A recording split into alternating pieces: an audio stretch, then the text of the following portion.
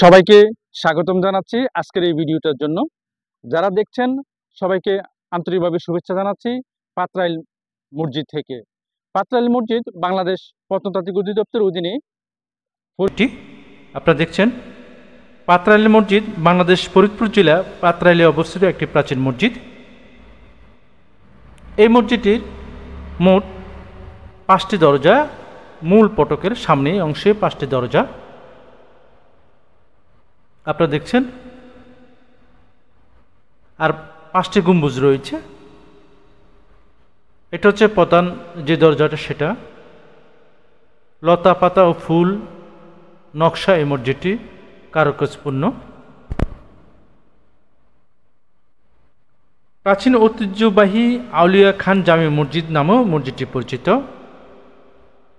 এই মসজিদের খান আউলিয়ার মাজার রয়েছে পাশে, সে মাজারের অংশটুকু আপনারা অপেক্ষা করুন, আমি দেখাচ্ছি আপনাদেরকে। এ হচ্ছে মসজিদের সামনেই এইভাবে বিশাল নকশা আঁকানো এই মসজিদটির। অনুমান করা যায় 1393 হতে 1410 খ্রিস্টাব্দের মধ্যে গিয়াসউদ্দিন আজম শাহ নির্মাণ করেন এই মসজিদটি। ঐতিহাসিক মসজিদের দক্ষিণ পাশে চিরনির্জিত রয়েছেন মহান আউলিয়া মজলিস আউলিয়া খান। মসজিদের আঙ্গিনে আছেন মাস্তান দরবেশ নাজিমউদ্দিন দেওয়ান মাজার। আপনারা অপেক্ষা করুন, আমি আপনাদেরকে দেখাচ্ছি এই দুইজন আউলিয়ার মাজার। এই হলো মসজিদের সামনের অংশের মসজিদ।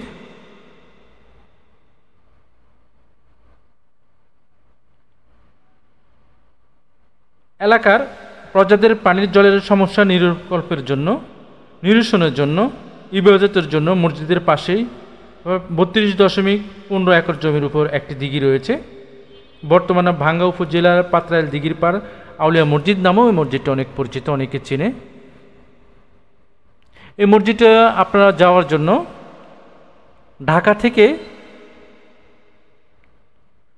সহজ উপায় হচ্ছে ভাঙ্গা থেকেই পাত্রাইল আপনারা যেতে পারবেন। মসজিদের পশ্চিম অংশে এ হচ্ছে মেহরাবের অংশ, আপনারা দেখছেন।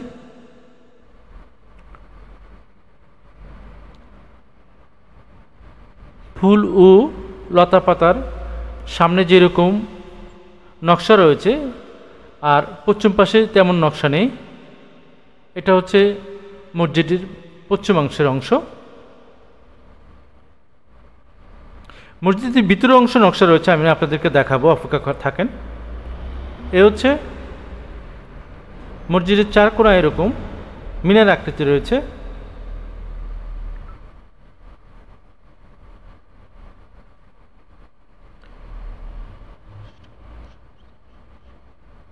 এই মসজিদটি অনেকটাই রাজশাহী বাঘা মসজিদের অংশে। এ হচ্ছে ভিতরের অংশ মসজিদটির। এই যে গম্বুজ বিশিষ্ট, এই গম্বুজকে এরকম আকৃতি। চলুন ভিতরে যাই, ভিতরে প্রবেশ করি আপনাদেরকে নিয়ে। এ হচ্ছে মসজিদের ভিতরের অংশ।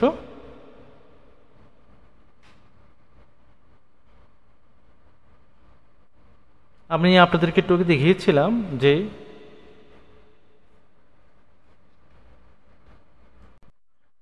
এ হচ্ছে ভিতরের দক্ষিণ পাশের অংশ। এটা হচ্ছে মেহরাব অংশ। মেহরাবের পাশের আরেকটি মেহরাব রয়েছে, মূল মেহরাবের পাশের একটা মেহরাব রয়েছে, সেটা হচ্ছে মূল মেহরাবের পাশের অংশটুকু আপনারা দেখছেন।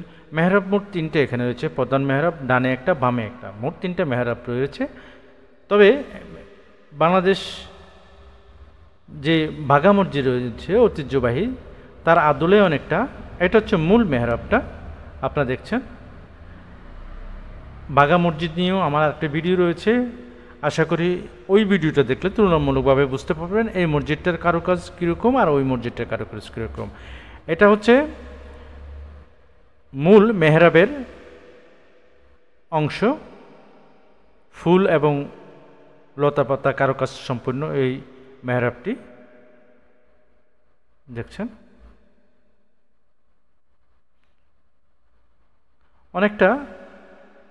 অনেক পুরাতন, তো ভেঙে পড়েছে অনেকটা। মেহরাবের উপরের কারুকাজপূর্ণ ফুল এবং লতাপাতার দেখছেন, অনেকটা কারুকাজপূর্ণ।